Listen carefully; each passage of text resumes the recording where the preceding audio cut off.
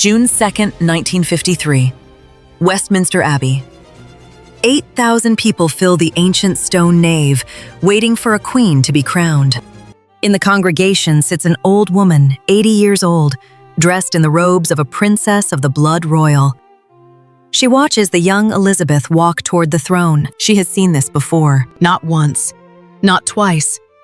4 times in this very abbey, she has watched a crown lowered onto a sovereign's head. Edward George, another George, and now Elizabeth. She is the last living granddaughter of Queen Victoria. She has outlasted an empire, 2 world wars, and a marriage that was erased from history before she even knew it was over. Her name is Princess Marie Louise, and almost no one remembers her. To understand who Marie Louise was, you have to understand the world she was born into. The year is 1872. Queen Victoria sits at the center of the most powerful empire on earth. She rules over 400 million people across 6 continents. Her children have married into nearly every royal house in Europe. Her grandchildren number in the dozens, scattered from London to St. Petersburg to Berlin. Marie Louise is born on August 12th of that year, at Cumberland Lodge in Windsor Great Park, in the shadow of the castle where her grandmother holds court. She is the 4th child of Princess Helena Victoria's 3rd daughter and her husband, Prince Christian of Schleswig-Holstein. She is Victoria's 13th granddaughter. Her childhood is, by the standards of royalty, remarkably ordinary. Her father teaches his children to garden with their own hands. A footman organizes cricket matches on the lawn with children from the local village. Marie Louise plays alongside them, dressed in her sister's hand-me-down clothes, while 50 yards away, the monarch of the British Empire takes her afternoon tea. She grows up fluent in French and German. She learns to sketch, to dance, to carry herself with the particular stillness that royalty requires in public. When her parents travel, she is left in her grandmother's care at Windsor. It is there, in those long, quiet seasons beside Victoria, that a bond forms between them. One that will, 30 years later, save her life. She is, by all accounts, a happy child. She has no reason not to be. That would come later.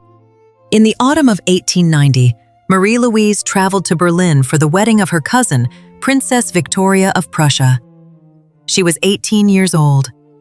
She had spent her entire life within the quiet orbit of Windsor, of Balmoral, of the measured world her grandmother had built around her family. Then she saw Aribert. Prince Aribert of Anhalt was tall, broad-shouldered, and wore the uniform of the Guard Dragoner with the ease of a man born to it. He was 24 years old and moved through the room the way cavalry officers learn to move as though the ground beneath them belongs to them entirely. In her memoirs, Marie Louise would later write of him with a candor that is almost painful to read. He was, she said, very tall and good-looking, a very striking personality. And to a young girl of 18, he was the ideal image of what a cavalry officer should be.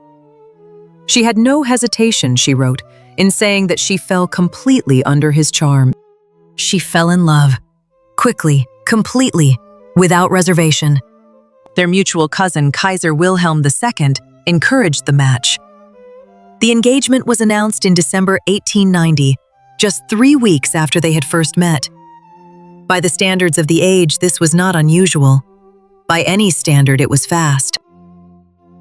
On July 6, 1891, Princess Marie Louise married Prince Aribert of Anhalt at St. George's Chapel in Windsor Castle, the same chapel where she had been baptized, where her grandmother worshipped, where the bones of English kings lay in the walls. Queen Victoria attended. The choir sang. The crowds outside were enthusiastic. By all accounts, the bride was radiant. She was 19 years old. After the honeymoon at Cliveden, she followed her husband to Dessau, the small German duchy his family ruled. And it was there almost immediately that the world she had known ceased to exist. In England, she had walked freely through Windsor Great Park. She had played cricket on the lawn. She had spent evenings with her grandmother reading by firelight.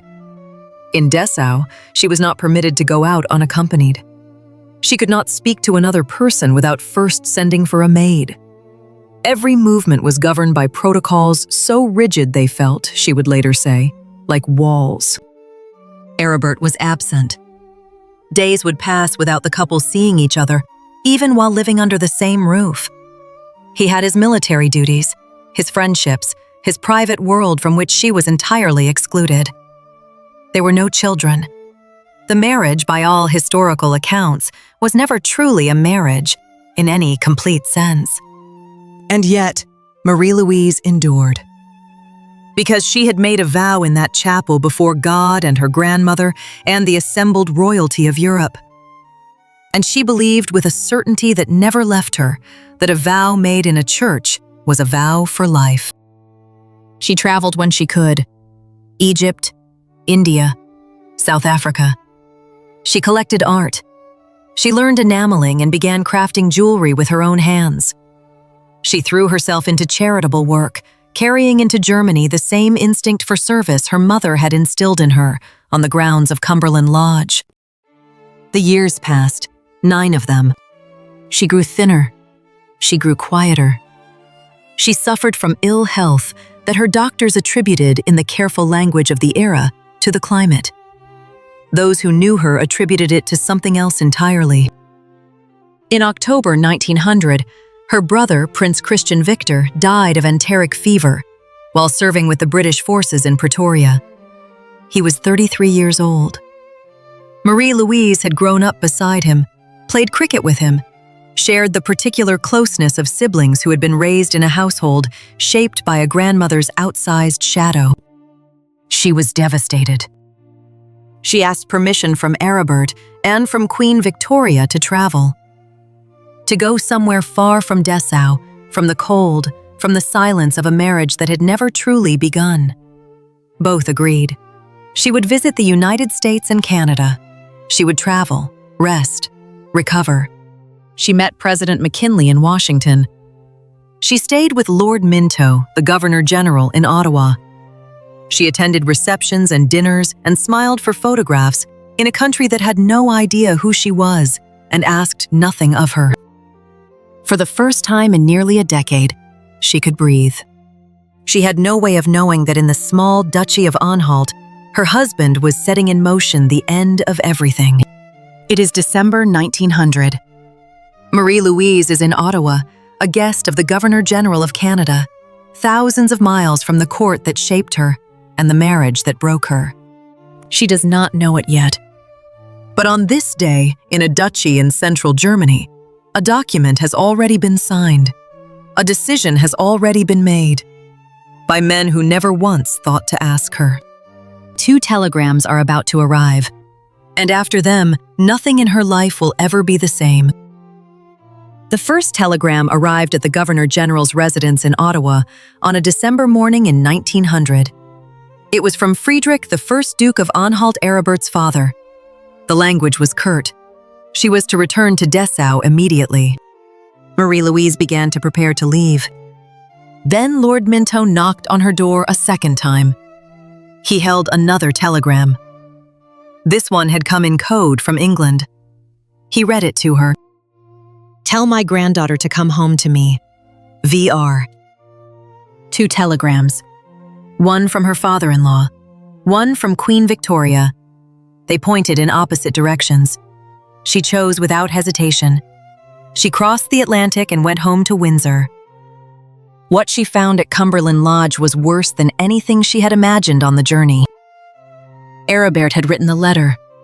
Her parents had received it before she arrived.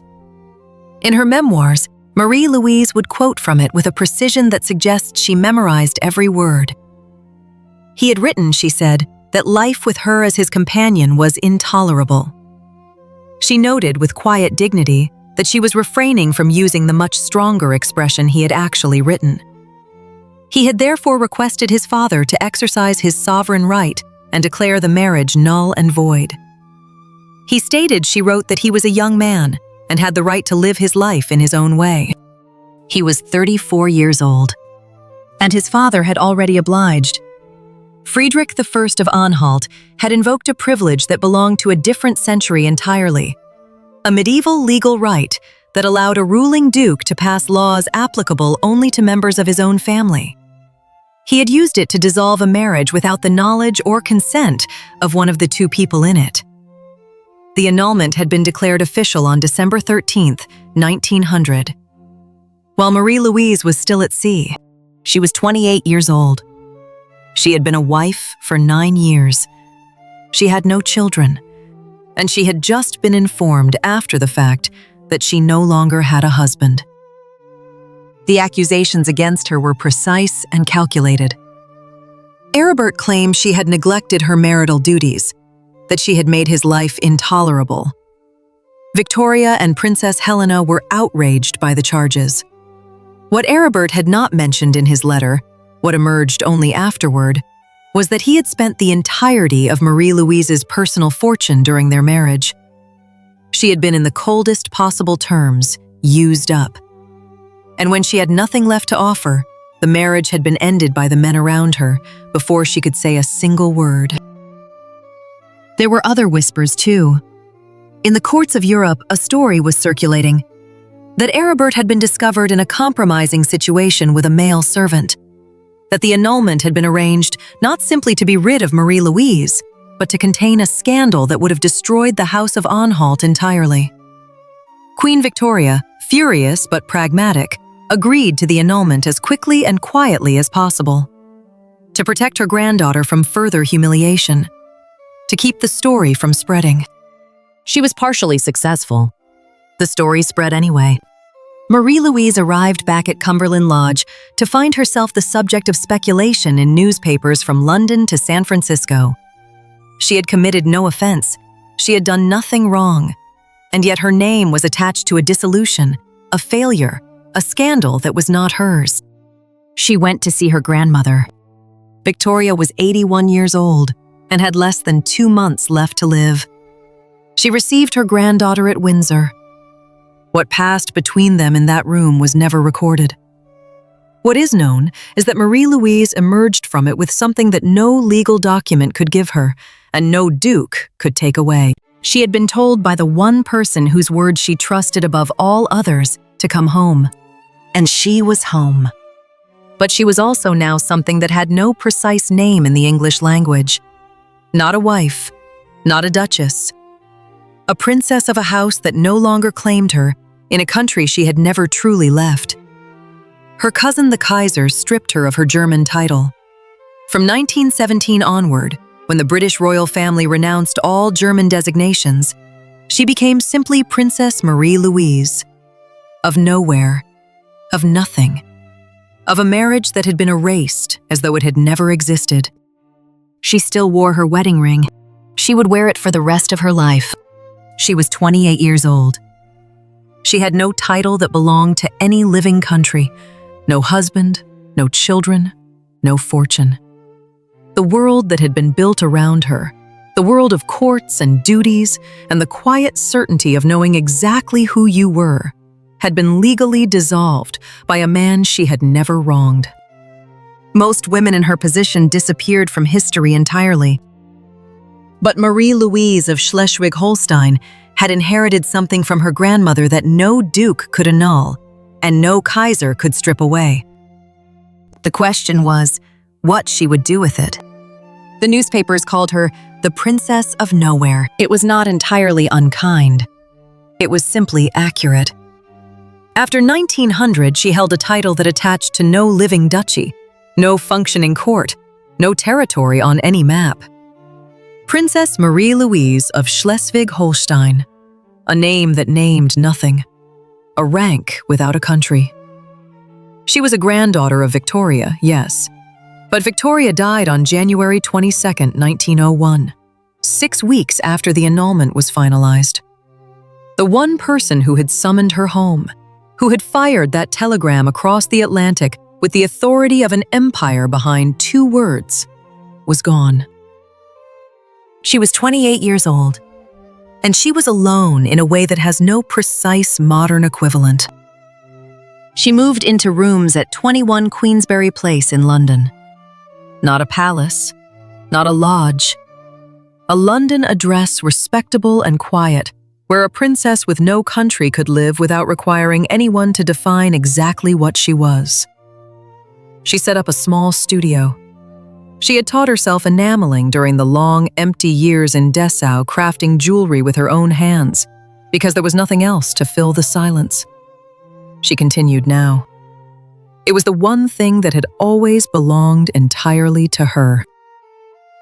The social architecture of her life had been constructed around a role she no longer held. She had been trained from childhood to be a wife, a duchess, a consort, to manage a household, to represent a house, to produce an heir.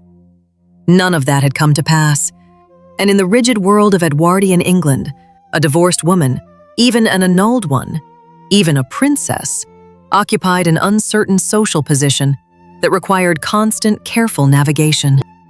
She navigated it without complaint. She threw herself into charitable work with a focus that her contemporaries would describe repeatedly as remarkable. She visited the homes of the poor in Rotherhithe and Bermondsey, the working-class districts of South London, learning about their lives without ceremony, without staff, without the protective distance that royalty typically maintained between itself and the people it claimed to serve.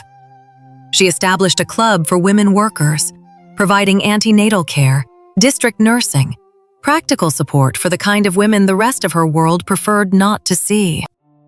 When war came in 1914, she converted the club into a hospital. 100 beds for wounded soldiers. And every day she appeared there in her finest dress and her best hat. Not a uniform. Never a uniform. Those around her suggested it might be more appropriate, more practical. She refused. She had spent 9 years in Dessau being told how to dress, where to go, when to speak, and to whom. She would not be told again. The losses accumulated across the years in the way that losses do when a life runs long. Her father died. Her mother died. Her brother. Her cousins, scattered across the courts of Europe, died in the war and its aftermath, in revolutions and exiles, and the general collapse of the world that had produced them all. In 1917, King George V asked the extended royal family to relinquish their German titles. Most received British peerages in exchange. Marie Louise and her sister received nothing equivalent. They remained officially princesses of a designation that connected to nowhere and nothing. Princess of Nowhere. The newspapers had been right after all. Her sister, Helena Victoria, called Thora, had never married either. After the war, they moved back together, 2 women in late middle age, sharing a household in London, attending the functions their family required of them, doing their charitable work, living quietly in the particular way that women live when the world has decided their story is finished. But here is what the world did not know, or did not think to look for. Marie Louise was still writing, still traveling, still filling rooms with conversation and warmth, and the particular quality of attention that people who have suffered without bitterness tend to develop. She was present at every major royal occasion, every coronation, every funeral, every jubilee. A constant figure in the background of a century's worth of photographs, always correctly dressed, always composed, always there. She still wore her wedding ring. Not because she was waiting, not because she had forgiven, because she had made a promise in a chapel before God. And the fact that the promise had been broken by someone else did not release her from what she had meant when she made it. That ring was the one thing no one had ever been able to take from her. In 1953, Queen Elizabeth II suggested that Marie Louise write her memoirs. She was 80 years old. She had outlived her husband, her sister, her mother, her father, every cousin who had shared those long summers at Windsor and Balmoral. She had lived through 6 reigns, 2 world wars, the dissolution of the empire her grandmother had built, and the quiet disappearance of nearly every royal house in Europe. The Romanovs were gone. The Hohenzollerns were gone. The House of Anhalt, whose duke had signed a document in 1900 to erase her marriage as though it had never existed, was gone. She sat down and wrote. My Memories of 6 Reigns was published in 1956. It is by every account a remarkably gracious book. She writes of courts and coronations and the long parade of monarchs she had known personally. She writes of her grandmother with a love that is plainly undiminished by 80 years. She writes of her marriage with a restraint so precise it reads between the lines as something far closer to fury. She does not ask for pity. She does not offer excuses. She simply records what happened in the clear, steady prose of a woman who decided long ago that what had been done to her would not define what she did with the years that followed. The book was published in the autumn of 1956. A few months later, on December 8th of that year, Princess Marie Louise died at her home at 10 Fitzmaurice Place in Berkeley Square, London. She was 84 years old. She was buried at the Royal Burial Ground at Frogmore, Windsor, among the family she had never truly left. She had attended 4 coronations in Westminster Abbey. She had inspired the creation of one of the most celebrated objects in the royal collection. She had built a hospital out of a girls' club in one of the poorest parts of London, and had managed correspondence with over 2,000 contributors for Queen Mary's Doll's House, coordinating the work of 1,500 craftsmen and artists. She had traveled to Egypt, India, the Gold Coast, and across North America. She had made jewelry with her own hands. She had written a book. And she had done all of it as a princess of nowhere. With no duchy, no fortune, no husband, no children. With nothing but the particular determination of a woman who had been told at 28 that her story was over, and had quietly declined to believe it. Remember that morning in Westminster Abbey in June 1953? 8,000 people watching a young queen walk toward a throne. And in the congregation, an old woman in royal robes, watching it all for the 4th time. She had been there before the beginning. She had outlasted almost everyone. Her name was Princess Marie Louise. And now you will not forget it. History has a habit of remembering the crowns and forgetting the people who wore them, and an even crueler habit of forgetting entirely the people who stood just beside them.